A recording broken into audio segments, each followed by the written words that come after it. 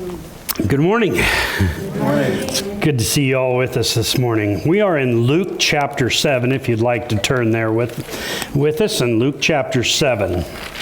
We're starting with verse 1 there today. But first of all, I'm going to do something just a little bit different because there's so many different facets to this story that I was having a hard time. It was like I had 12 bullet points, and it was like, that's just too much. So I decided I was going to kind of tell you this in story form, and then we'll go back and read it. But some details that I want to fill in for you, just so that we kind of are all on the same page. First of all, this happens in the city of Capernaum. Capernaum is a city that's in the northwest side of the Sea of Galilee. That is the same area where the disciples, some of the disciples came from. It is also the area where Jesus returned to and did most of his ministry out of that area. That he was originally from Nazareth, but he once he had gone back there and was rejected there, he returned back to the area of Capernaum to do most of his ministry.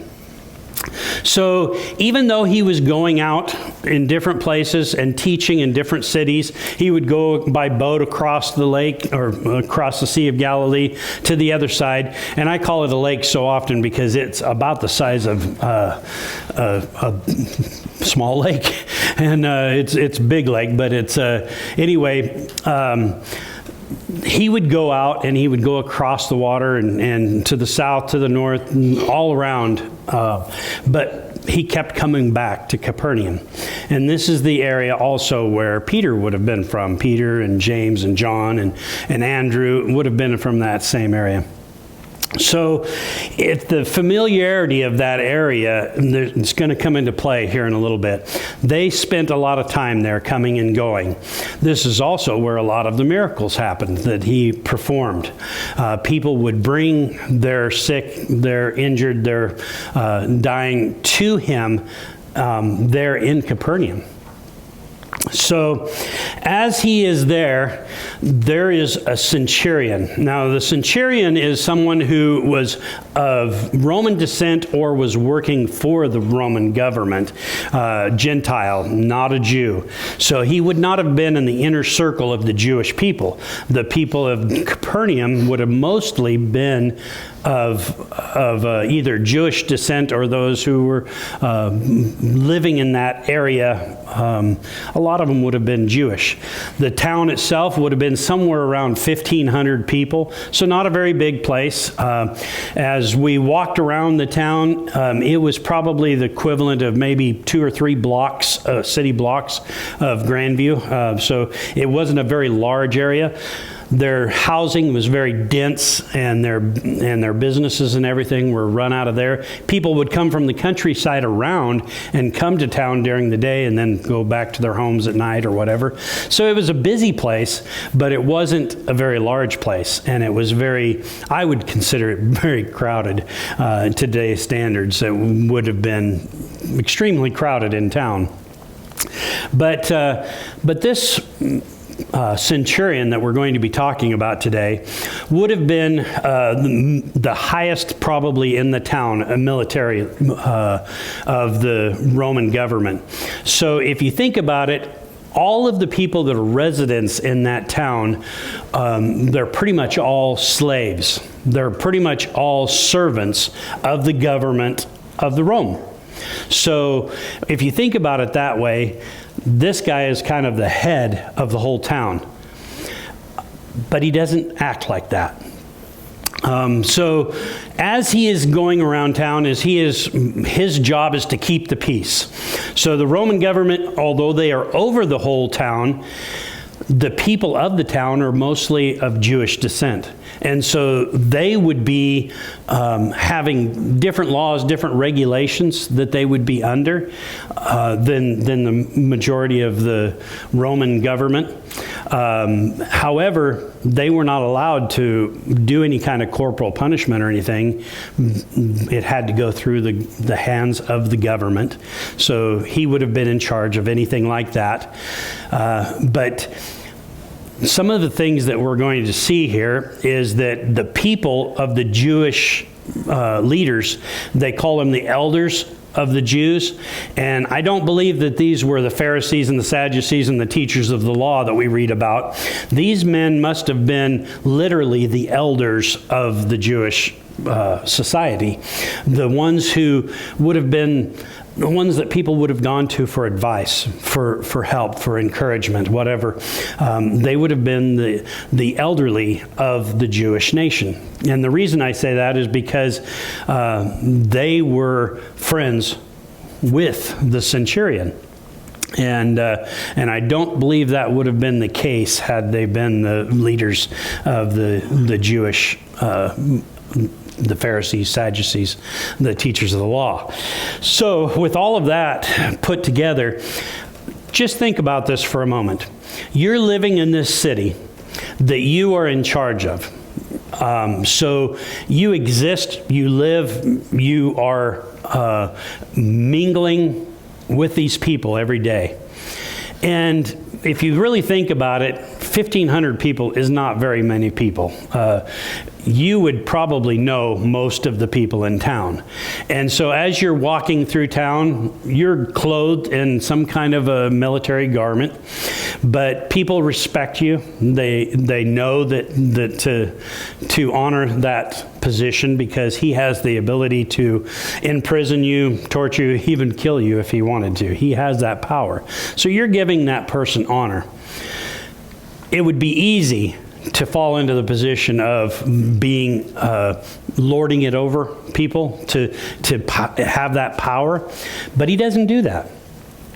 As he goes through town, he probably hears things as people are passing, as he's walking behind somebody and they're sharing about this Jesus that's in town. And did you hear that he did this miracle? Did you hear about that guy that was paralyzed since, for 30 plus years and now he's walking? Or did you hear about the guys that took the tiles off the roof and lowered that man down? He may have even been there. It's entirely possible that as crowds would gather, his job is to keep the peace. So it's entirely possible that he would have followed the crowds to see what's going on. Or he hears a ruckus in the town, and so he thinks, well, I wonder what's going on. So he goes and he follows this noisy crowd as they gather around this house that Jesus is teaching in. And as that all happens, he's hearing these things. He's seeing these things. He's recognizing that this guy is not just your average Joe. He's an average Joe. No intention there, but we have this picture of him being something different, something special. And this centurion recognizes it. He knows that there's something different about him. And I suspect that he probably was a witness to some of those miracles, some of the things that happened. Now, take the people in general. As you look at this city, there's many of them that have seen things happen. They have seen a woman who touched the garment of Jesus and was healed.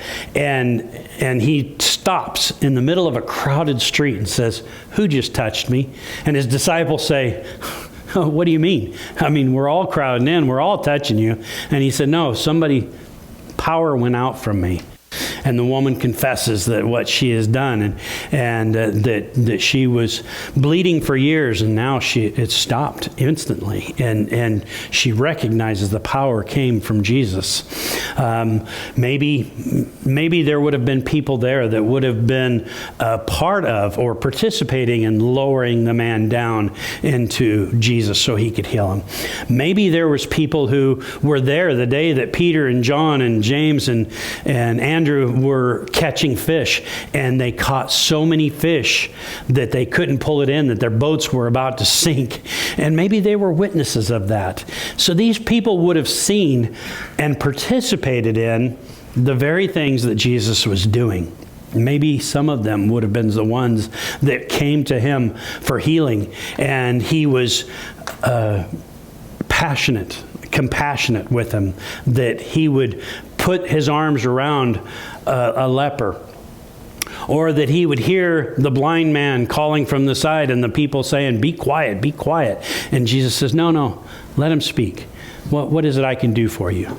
Or maybe they were participant in something else that he did. What I'm trying to paint this picture of is this community, a small community that is relatively close, and they know each other. They know what's going on. What would it take for a centurion to be a friend of the Jew? What would it take for the Jew to respect and honor the centurion? There would have been some interactions, and some of those interactions are told to us here, that he cares about our people, that he is participating in building the facility, the sanctuary, where we meet. He is a good man.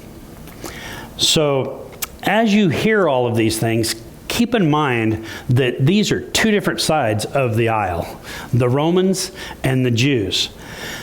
Yet, there is some kind of a friendship, a relationship between them. What caused that? So here's what we're going to do. We're going to read through this, and I want to share with you a little bit more about what this is. It says, when Jesus had finished saying all of this in the hearing of the people, he entered Capernaum. There, a centurion's servant, whom his master valued highly, was sick and about to die. The centurion heard of Jesus and sent some elders of the Jews to him, asking him to come and heal his servant. When they came to Jesus, they pleaded earnestly with him, "This man deserves to have you do this, because he loves our nation and has built our synagogue." So Jesus went with them. He was not far from the house. When the centurion sent friends to say to him, "Lord, don't trouble yourself, for I do not deserve to have you come under my roof. That is why I did not even consider myself worthy to come to you. But say the word, and my servant will be healed. For I myself am a man under authority, with soldiers under me. I tell this one, go, and he goes. And that one, come, and he comes. I say to my servant, do this, and he does it." When Jesus heard this, he was amazed at him. And turning to the crowd, following him, he said, "I tell you, I have not found such great faith, even in Israel." Then the men who had been sent returned to the house and found the servant well. So what do we see in this story? First of all, it says that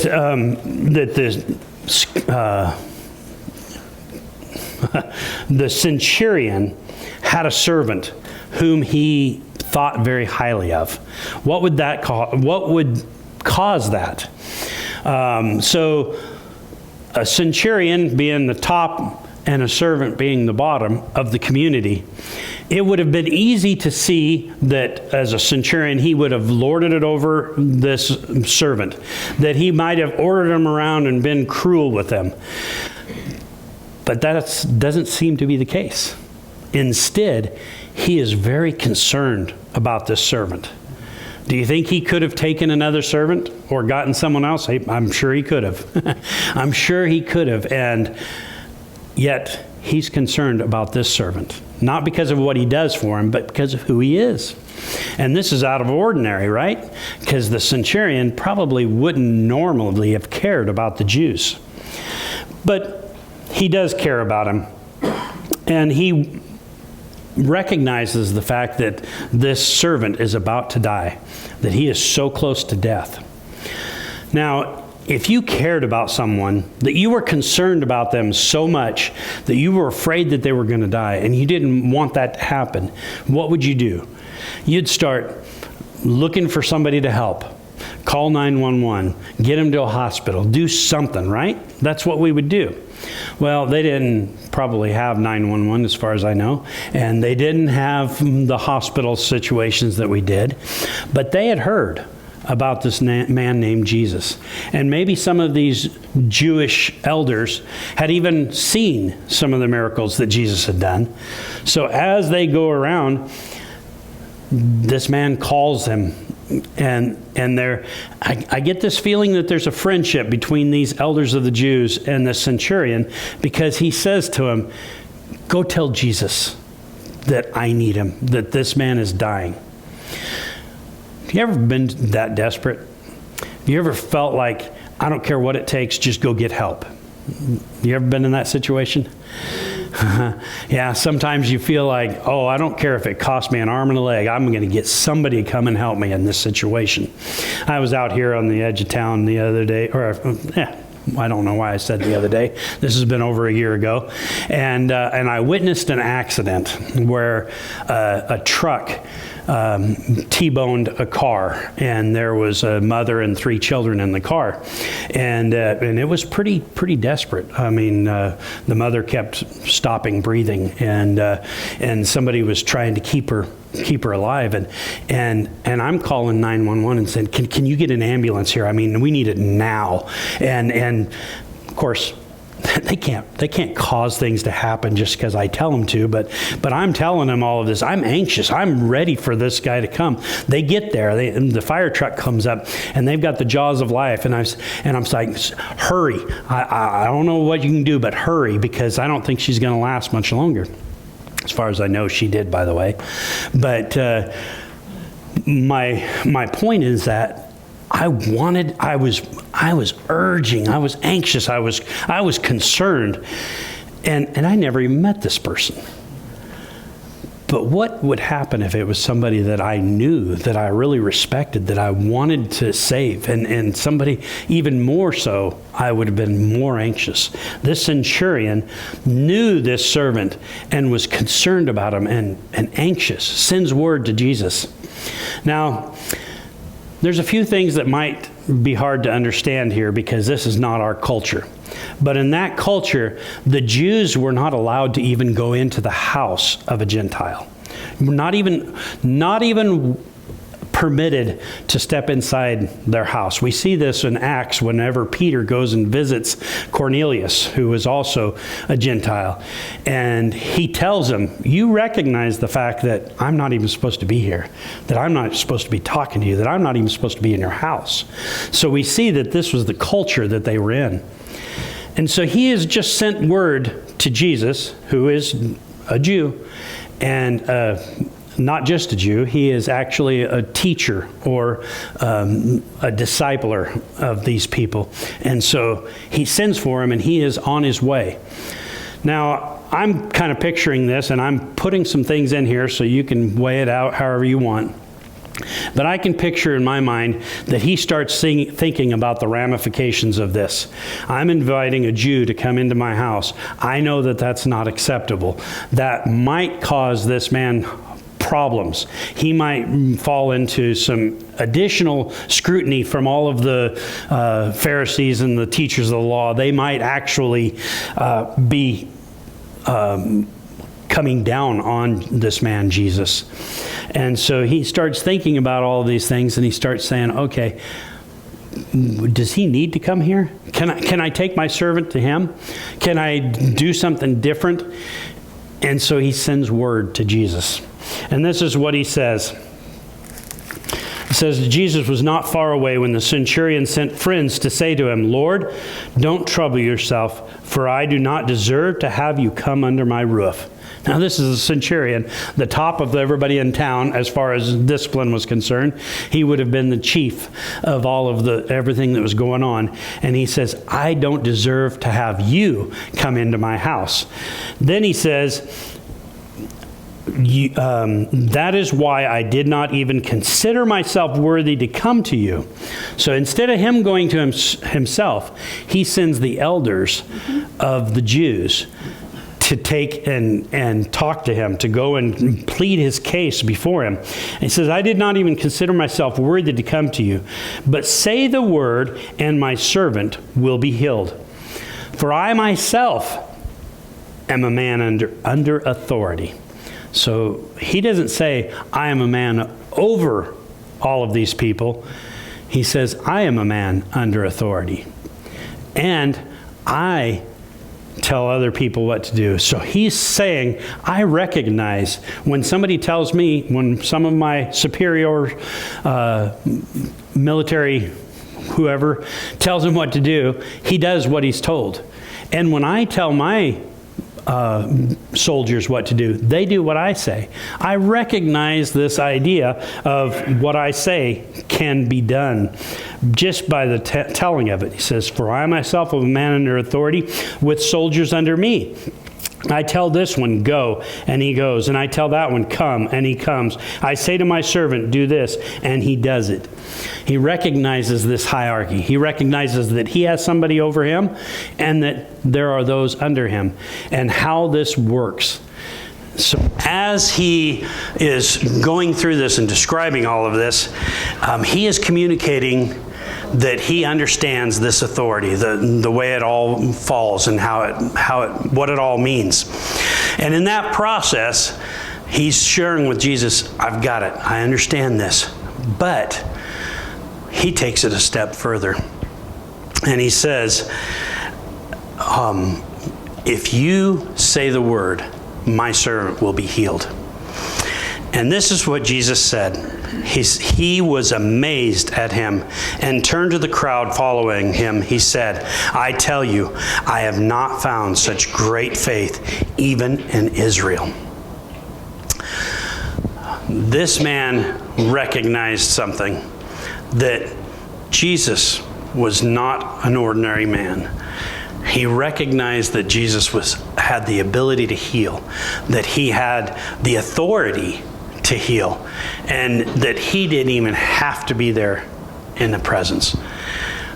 This didn't really sink into me until I started working on this lesson, and I started thinking, how did he know that?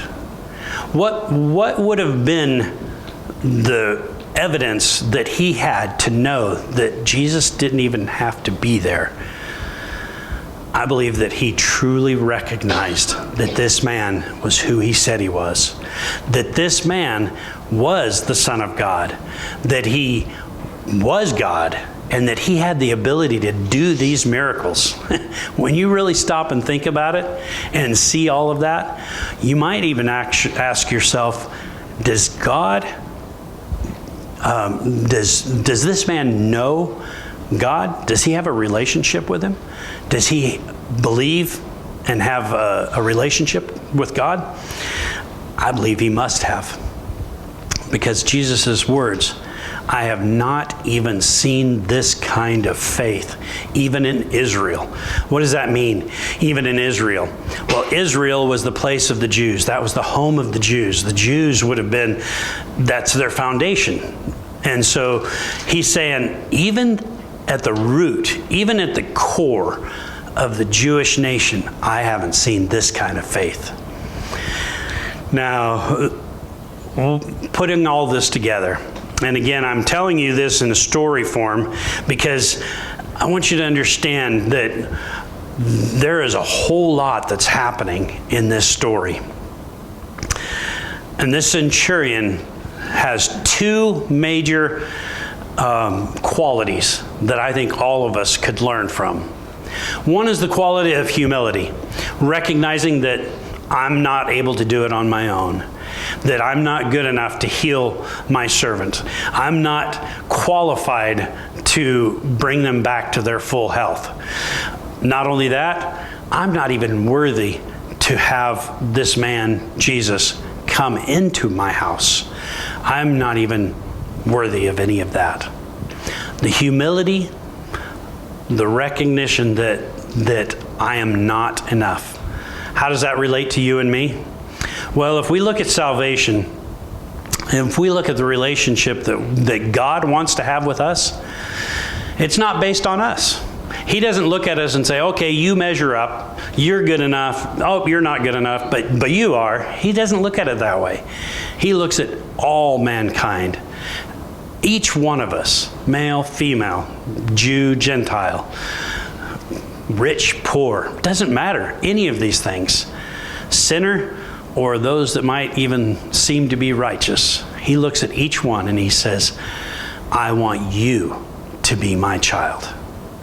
When we recognize the fact that we can't do it on our own, that we're not able, just like this centurion was not able to heal, was not able to restore the servant. I'm sure that he probably tried everything, but he recognized that he wasn't able to do it.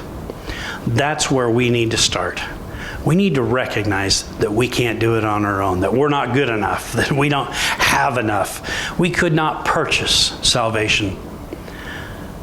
But Jesus Christ came to die for us so that we could have that free gift of salvation.